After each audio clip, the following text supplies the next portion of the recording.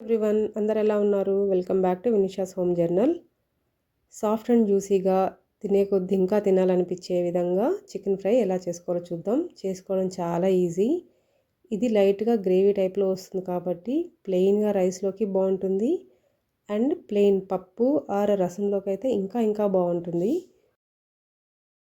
తక్కువ టైంలో chicken curry or chicken fry prepare చేసుకోవాలంటే దిస్ ఈజ్ ద బెస్ట్ అని చెప్పచ్చు. దీనికోసం ముందుగా మనం చికెన్ని మ్యారినేట్ చేసి పెట్టుకోవాలి.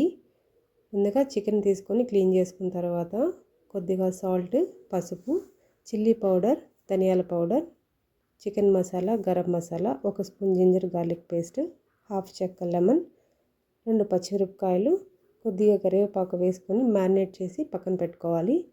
15 మినిట్స్ అయితే సరిపోతుంది. 30 మినిట్స్ అయితే ఇంకా బెస్ట్.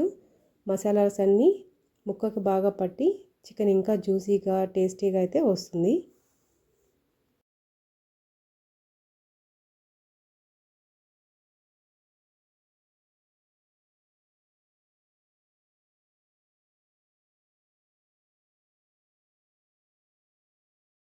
ఒకసారి ఇలా ట్రై చేయండి. మళ్ళీ ఇలాగే చేసుకొని తింటారు. అంత బాగుంటుంది ఈ కర్రీ. ఇప్పుడు చికెన్ ఫ్రై ఎలా చేసుకోవాలో చూద్దాం. ముందుగా ప్యాన్ పెట్టి 2 స్పూన్స్ ఆయిల్ వేస్తే సరిపోతుంది. ఎందుకంటే చికెన్లోంచి కూడా కొంచెం ఆయిల్ రిలీజ్ అయిపోతుంది కదా, సో తక్కువ ఆయిల్ సరిపోతుంది.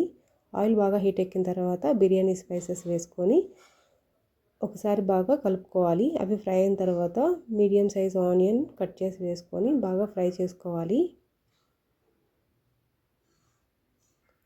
ఆనియన్ క్విక్గా ఫ్రై అవ్వడం కోసం కొద్దిగా సాల్ట్ వేసుకొని ఒకసారి కలుపుకోవాలి. ఇప్పుడు కొద్దిగా జింజర్ గార్లిక్ పేస్ట్ కూడా వేసుకొని పచ్చిపోయేంత వరకు ఫ్రై చేసుకున్న తర్వాత ముందుగా మ్యారినేట్ చేసి పెట్టుకున్న చికెన్ కూడా వేసుకొని బాగా కలుపుకోవాలి. చికెన్లోంచి వాటర్ అంతా ఇంకిపోయే వరకు కలుపుకోవాలి.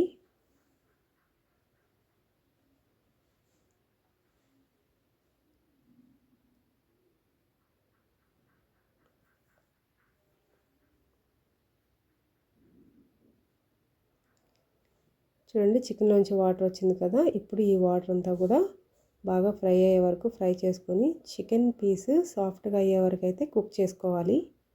ఇదంతా అవ్వడానికి ఒక 4 to 5 మినిట్స్ పడుతుంది. మనం చికెన్ ముందుగానే మ్యారినేట్ చేసి పెట్టుకున్నాం కాబట్టి ముక్కకి మసాలాస్ అన్నీ బాగా పట్టి చాలా టేస్టీగా ఉంటుంది. చికెన్ బాగా ఫ్రై అయిన తర్వాత కొద్దిగా కరివేపాకు, కొద్దిగా కారం, సోంపు ధనియాల పౌడర్. ఇక్కడ సోంపు ధనియాలు ముందే ఫ్రై చేసుకొని పౌడర్లో చేసి పెట్టుకోవాలి. దానివల్ల కూరకి చాలా టేస్ట్ వస్తుంది. లాస్ట్లో కొద్దిగా కొత్తిమీర, పుదీనా కూడా వేసుకోవాలి. అంతే, చాలా టేస్టీగా ఉన్న చికెన్ ఫ్రై అయితే రెడీ అయిపోయినట్లే. నా వీడియోస్ మీకు నచ్చితే సబ్స్క్రైబ్ చేసి లైక్ అండ్ షేర్ కూడా చేయండి. Follow me for more useful videos. ఇంకొక యూస్ఫుల్ వీడియోతో మళ్ళీ కలుద్దాం. Thanks for watching.